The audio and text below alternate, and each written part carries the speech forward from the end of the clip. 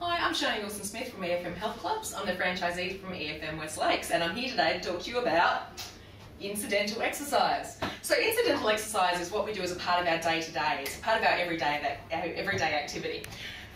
Unfortunately, one of the side effects of our society is that we're constantly striving for convenience, and the side effect of that, of course, is that our activity level drops and we're becoming more and more overweight. In fact, 60% of Australians are currently overweight or obese, which is a pretty scary number if you ask me. So, lower activity levels, not surprisingly, correlate with higher body weight, higher blood sugar, and an increased risk of cardiovascular disease, all of which are bad things, of course. So one of the really interesting statistics here is that physical activity, or physical inactivity I should say, accounts for about 10% of deaths and for about 7% of the burden of disease in Australia. So what that means, guys, is that 10% of deaths in Australia and a lot of the unpleasant side effects of disease in Australia are completely preventable by being active. Now, every bit counts, and the idea of incidental activity is that it's on top of your gym training or on top of your work at your EFM Health Club.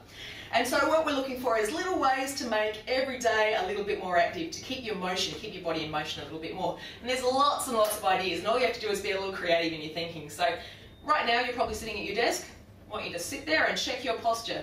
Are your abs soft and slouched, or are they pulled in and nice and strong? There's number one move for you. Sit up tall and get those abs switched on. What about a pedometer? There's a classic. How many steps do you think you take in an average day? We're aiming for 10,000. Get a pedometer, slip it on your hip, and let's find out how close you are to that 10,000 on your daily basis. What about transport? In your day-to-day, I'm sure you need to drive the car to work or catch a bus, whatever it might be. Get off a stop earlier. Try riding your bike for a change. Or maybe you can walk to work. See if you can find ways that you can fit it in so that it's part of your everyday and you don't even have to think about it. One of the other classics, of course, is TV time. Now, the average Australian spends about 3 to 5 hours in front of the TV a day, which is a pretty high number, and those hours could be used a little more fruitfully. So you might stand up and do the ironing. Just being on your feet is going to be using more calories than if you're sitting down. You might jump down on the ground in between ads or in between the spots of the TV show and use up the ad time by doing ab exercises or stretching. All little bits that will help to contribute to your daily workload. Get out and play with your kids.